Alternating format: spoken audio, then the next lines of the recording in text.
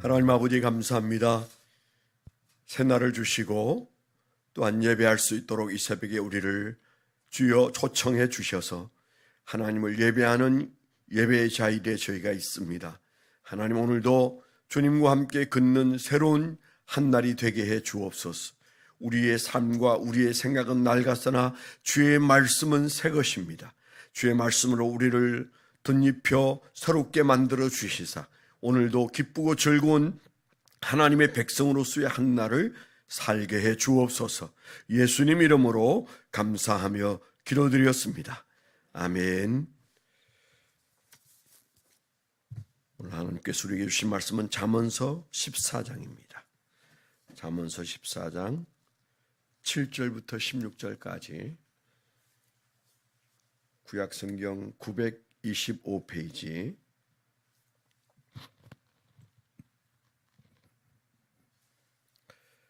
잠언서 14장 7절부터 16절까지 합독해서 한번 읽겠습니다. 시작. 너는 미련한 자의 앞을 떠나라. 그 입술에 지식이 있음을 보지 못함이니라. 슬기로운 자의 지혜는 자기의 길을 아는 것이라도 미련한 자의 어리석음은 속이는 것이니라. 미련한 자는 죄를 심상히 여겨도 정직자 중에는 은혜가 있느니라. 마음의 고통은 자기가 알고 마음의 즐거움은 타인이 참여하지 못하느니라. 악한 자의 집은 망하겠고 정직한 자의 장막은 흥하리라. 어떤 길은 사람이 보기에 바르나 필경은 사망의 길이니라. 옷을 때 마음에 슬픔이 있고 즐거움의 끝에도 근심이 있느니라. 마음이 굽은 자는 자기의 행위로 보응이 가득하겠고 선한 사람도 자기의 행위로 그러하리라. 어리석은 자는 온갖 말을 믿으나 슬기로운 자는 자기의 행동을 삼가느니라.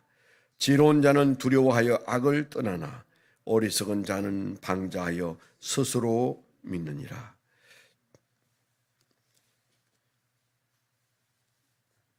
(12절) 특별히 우리 한번 같이 한번 읽습니다. 시작. 어떤 길은 사람이 보기에 바르나 필경은 사망의 길이니라. 아멘. 오늘 말씀 묵상하고 적어본 적용 제목입니다. 미련한 자의 실패는 자신이 하나님으로 결정한다. 슬기로운 자는 하나님의 지혜로 살아간다. 하나님이 거기에 계신다. 다시 한번 읽으면 미련한 자의 실패는 자신이 하나님으로 결정한다. 슬기로운 자는 하나님의 지혜로 살아간다. 하나님은 거기 계신다. 잠언서는 특별히 우리가 지혜의 책이라고 말하죠. 잠언서는 이스라엘 사람들이 대체로 지혜롭다고 말하는데 그들이 특별히 머리가 좋은 것은 아니란 말을 우리가 많이 듣습니다. 그들이 지혜롭고 그리고 세계에 빼어난 사람들입니다. 길게 잡으면 무려 약 2500년 내지 3000년 동안 나라 없이 그저 그렇게 떠돌아다니면서 살고 있는 백성이면서도 그들은 세계 한 중심에 있지 않아요. 북왕국이 멸망하고 남왕국이 멸망한 586년 BC 586년 이후로 사실은 1948년까지 그들은 나라다운 나라를 가지지 못했습니다. 예수님 당시에도 그 나라라고 할 수가 없었죠. 에서의 후손인 에돔족이 로마에 그 파송 보낸 그 왕으로 그 지역 왕으로서 섬기고 또 로마에서 보낸 총독이 그 나라를 이끌고 그들은 그들 가운데 끼어서 아무것도 아닌 채 살았지만은 그러나 우리가 보는 대로 지금도 그렇고 과거도 그렇고 그들은 좀 특별하다. 이제 그런 우리가 캐션 마크가 늘 있습니다. 지금도 어마어마한 전쟁을 벌이고 있는데 제가 며칠 전에도 그런 말씀을 드린 것 같습니다만은 보나마나 이스라엘에게 그들은 아무것도 못하고 지금 현재 북쪽으로 양차선, 우리로 말하면 고속도로 양차선에 내려오는, 남쪽으로 내려오는 차선은 없어요. 계속 전부 다 올라가는 차선, 내려오는 차선이 전부 다 올라가는 차선으로 바뀌어서 차들이 피난 가고 있죠. 피난 행렬이 나와가지고 북쪽으로 가고 있습니다. 그러니까 뭐예요? 전 세계인들이 볼 때도 저는 이제 레바논은 망했구나 그렇게 생각합니다. 그 레바논은 그 일대에서 그래도 기독교인이 제일 많던 곳이에요. 그런데 그게 이제 무슬림들이 밀고 들어와서 점점 인구가 불어나면서 이제 대통령도 돌아가면서 하게 되고 그러다가 결국 기독교인들이 다 내려놓게 된 나라잖아요. 지금 우리나라 우리 침례교 선교사님도 그게 꼼짝 않고 있습니다. 아직 안 나오고 있어요. 레바논에 그대로 있습니다. 한 교민이 한 140명 정도 그대로 있는 상황인데, 물론 남쪽에 있는 헤즈볼라, 그 무슬림의 그 강력한 말하자면 테러 분자들이 지금 현재 혼쭐이 나고 있지만은, 포탄은 레바논에 있는 그들이 본거지까지 다 집어내서 때리고 있잖아요.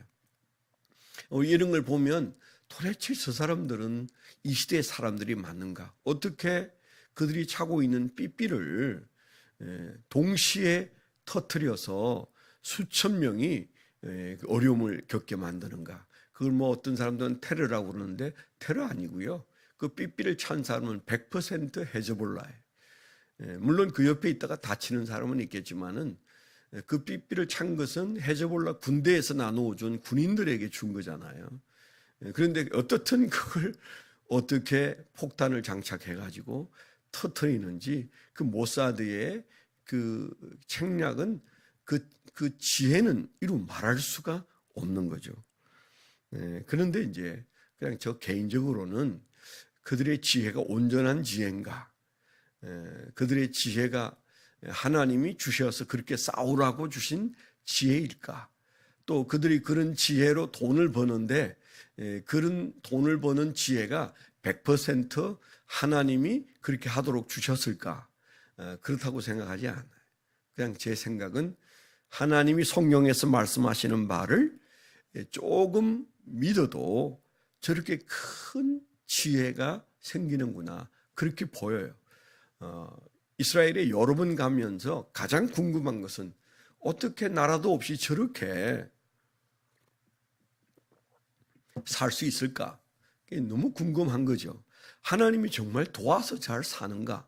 하나님이 저들에게 아직도 관심이 있으신가? 하나님이 저들을 우리보다도 더 믿음 있다고 보시는가? 이제 그런 관점에서 갈 때마다 이스라엘을 유심히 보고 고민하면서 살펴본 결과 제가 내리는 결론은 아니다. 저들은 하나님에게 직접적인 인도를 받고 하나님이 그들 가운데 다윗을 이끌어 가듯 그렇게 역사하시는 것은 결코 아니다. 정말 그래 보이지가 않아요. 그러면 도대체 뭐냐? 저들의 저 슬기는 어디로부터 온 거냐? 제가 내리는 결론입니다. 제가 내리는 결론은 하나님의 부스러기 은혜를 가지고도 저렇게 잘 살 수 있다는 결론이에요.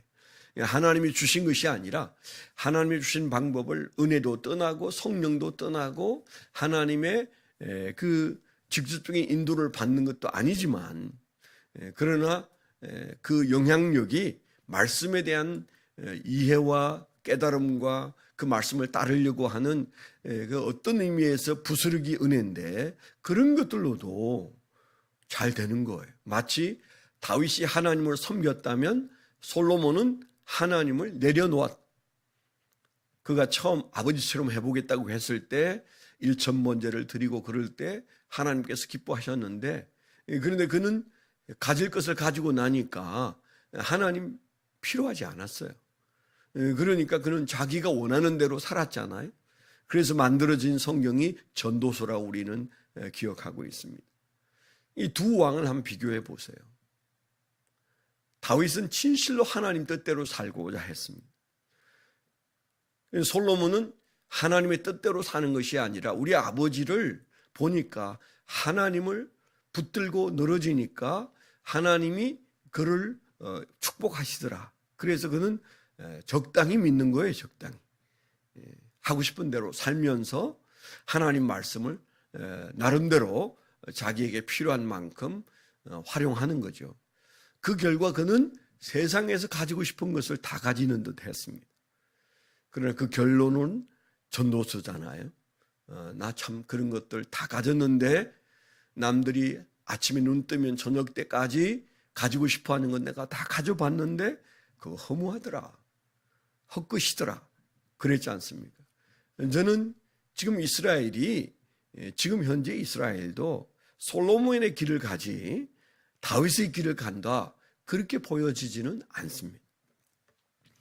어떤 이스라엘이 하고 있는 일을 우리가 눈여겨보면서 생각도 많이 해야 된다고 생각해요. 하나님이 저들을 어디까지 도우시는지, 저들은 어째서 저렇게 잘 되는지, 그냥 제가 내리는 결론이라고 그랬어요. 제가 내린 결론은 하나님 말씀은 그냥 조금만 붙들어도 그것이 삶을 풍요하게 할 수 있는데, 우리는 하나님을 사랑하고 하나님의 말씀을 사랑하고 지키려고 하는 자인데 어떻게 복을 누리지 못할 수 있겠는가? 그런 마음이 제 마음속에 가득 있습니다. 그래서 우리와 우리의 자녀들이 하나님 말씀을 정말 사모하고 지키는 열심이 있어야 된다고요. 아침에 문득 생각난 얘기를 하나 하고 지나가면, 어느 날 제가 어디에 갔다 올 때였는지, 이스라엘에서 돌아올 때였는지 비행기에 앉았는데 새벽이 됐어요. 새벽이 돼서 이렇게 눈을 떠서 이렇게 보니까 그 앞에 있는 비즈니스 클래스 자리가 이렇게 문이 열렸는데, 휘장이 열렸는데, 그게 골마루에 누가 서 있어요. 보니까 한 10대 중반 정도 되는 아이가 하나 서 있는데, 그 아이가 이마에도 띠를 두르고 손가락부터 이 팔뚝까지 띠를 두르고, 그리고 이제 막 몸을 흔들면서 새벽에 혼자 예배하는 모습을 봤어요.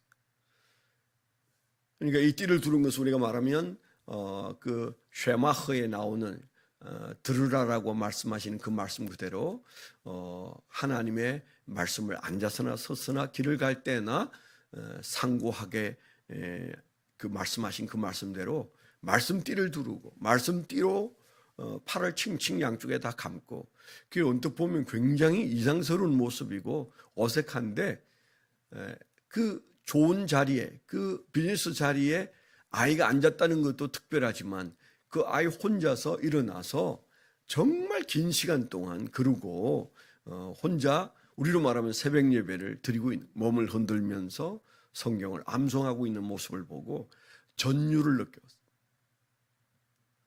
놀랍다. 저 아이가 하나님을 믿는다고 말하기는 어려운데 어떻게 스스로 새벽이라고 비행기 안에서 일어나서 말씀을 칭칭 감고 그것도 일어서서 거기에서 몸을 흔들면서 하나님을 예배하고 있을까? 너무 놀랍지 않으세요? 굉장히 놀랐습니다. 한 번은 제가 저 요르단에서 이제 저기 이제 암만으로 올라오고 있는데, 그 김용규 목사님이 우리 여기 들려서 온천 한번 구경하고 가자. 그래서 그 사막 같은데 언덕을 넘어서 온천에 갔는데 그게 큰 온천이 하나 있더라고. 폭포수도 있고. 근데 그 온천을 들어가면서 보니까 입구에 아이 둘이 불과 한 10살, 12살 돼 보이는 아이 둘이 그 말하자면 예배를 드리는 거죠. 절을 하고 있는데요. 제가 눈여겨본 시간만 해도 한 40분 지켜봤는데 40분 동안 계속 일어났다가 무릎을 꿇고 엎드렸다가 어딘가를 향해서 그들이 예배하는 모습을 봤습니다. 무슬림들의 아이들의 모습이죠. 부모는 없고 아이 둘이 그렇게 하고 있어요. 그 역시 저에게는 너무 큰 의문을 안겨주었어요. 저들은 은혜가 없는 신앙을 가지고 있음에도 불구하고 누군가가 가르친 대로 저렇게 사는데, 정말 우리의 자녀들은 학교에서 점심 먹을 때 두 손 모으고 기도하나? 그것마저도 의심스러운 시대를 우리가 살고 있잖아요. 그러니까 벌써 행동 거지에서 차이가 나는 거죠. 우리가 부스리기가 아닌 정말 하나님을 믿는 사람이에요. 복의 한 중심에 있어요. 그래서 우리는 누가 봐도 하나님의 백성이고, 그 하나님의 백성은 슬기로워야 돼요. 왜 우리가 슬기로운데 실패합니까? 왜 우리가 슬기로운데 사는 문제들이 우리 앞길을 턱턱 가로막아요? 물론 그게 훈련일 수는 있어요. 그런데 모든 게 훈련일까요? 그렇지 않다고 생각해요. 똑바로 살지 못하는 거죠. 우리가 하나님 앞에서 슬기로운 자가 말씀대로 살면 실패하는 것 같아도 거기서 대박이 날 수 있고, 어려운 것 같아도 그것을 간증하는 때가 오게 되고, 물론 시간 속에서 봐야 되겠지만은 우리가 확신이 있어야 돼요. 저 이스라엘이 부스러기만 붙들어도 복을 누리고 사는데, 우리가 하나님을 믿는 자로서 우리는 어떻든 자타가 공인하는 하나님을 믿는 자요, 슬기로운 자예요, 지혜로운 자예요. 이 세상 사람들이 보여주는 모습, 아까 읽은 말씀 그대로 정말 우리는 어떤 길을 걷고 있는가? 어떤 길은 사람이 보기에 바르지만은 필경은 사망의 길로 가는데, 그게 어리석은 자의 길입니다. 미련한 자의 길이에요. 그렇다면 우리는 슬기로운 자리에 반열에 서 있습니다. 그건 확실합니다. 이 새벽에 우리가 왜 여기에 있습니까? 나를 믿기 때문이 아니고 하나님을 믿기 때문이에요. 나를 믿는 자가 이 새벽에 왜 여기에 와 있겠습니까? 나는 내가 하나님이다. 내 문제는 내가 결정한다.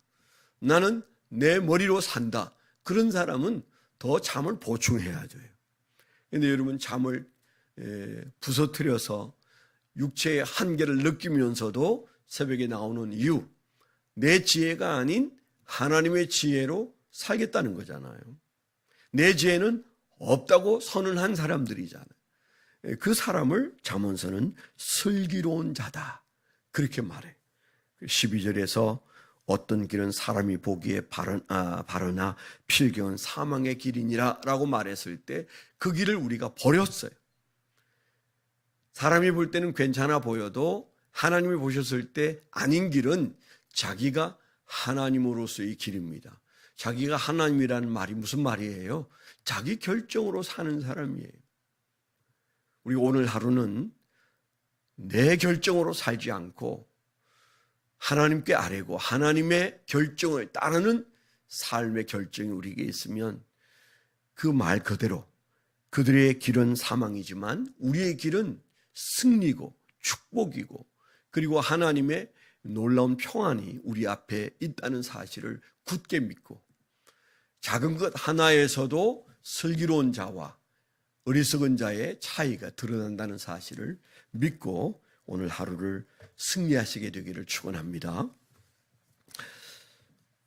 기도 제목 함께 나누겠습니다. 연약한 분을 위해서 기도하는데, 오늘도 여러분을 위해서 기도하시되, 노순효 집사님, 이제 우리 단기 선교 떠날 시간이 얼마 남지 않았는데 속히 회복이 되어야 합니다.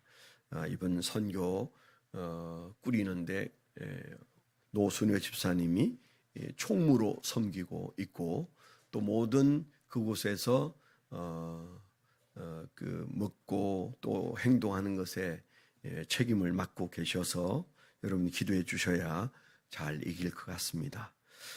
그 다음에 우리 변정순 집사님의 남편 한인재 성도님, 질병으로 인해서 굉장히 어려운 시간을 보내고 있습니다. 변정순 집사님도 굉장히 아마 힘들 거예요. 여러분 위해서 기도해 주시고 어려움을 잘 극복하고 하나님이 회복해 주시도록 기도해 주시기를 부탁을 드리고, 인도네시아 선교를 위해서 하나님 성령 충만한 선교가 되게 해달라고 기도해 주시고, 그리고 한 가지 감사는 홍영미 집사님의 아들을 위해서 우리가 기도했는데 어제 합격으로 통지를 받은 것 같습니다. 네 번째 합격이어서 마음에 아마 기쁜 마음으로 이제 11월 달에 공군 입대를 할 것 같은데, 휴학을 하고 입대를 하고 돌아올 때까지 하나님께서 그 아들에게 믿음을 지켜달라고, 믿음을 키워달라고 기도해 주시면 감사하겠습니다. 하나님, 우리는 한치 앞을 내다볼 수 없는 미련한 자들로서 주여 우리 안에는 슬기가 없고 지혜가 없음을 고백합니다.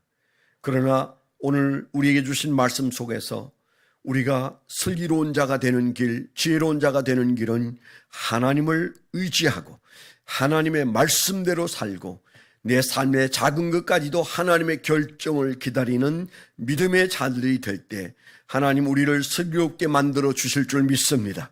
과거에 우리에게 실패가 우리의 삶의 대부분이었으나 이제는 모든 것이 승리요, 그리고 하나님의 축복 속에 사는 은혜를 허락해 주시옵소서. 오늘도 그 고백을 드리기 위해서 이 새벽에 나온 거룩한 백성들의 마음을 받아주시고 인도하여 주시옵소서.